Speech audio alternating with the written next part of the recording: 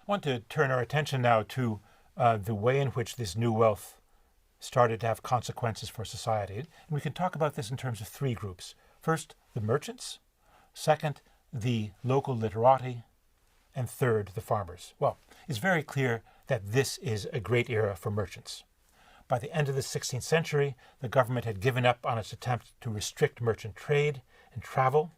And in fact, what had happened was that the money supply was now in the hands of private merchants rather than the government. The government continued to mint copper coin.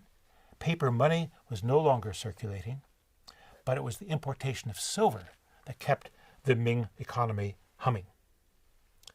Merchants discovered that they could enjoy their wealth and use it not only to gain access to government officials and to buy political influence, but also to become patrons of culture.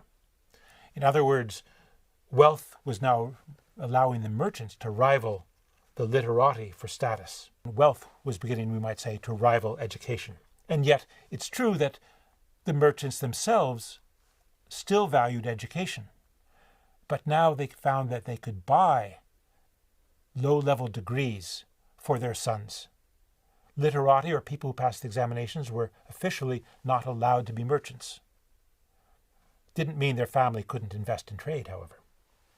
There's a wonderful novel from this period, which is all about merchants. It's called The Plum Flowers in a Golden Vase, sometimes translated as The Golden Lotus.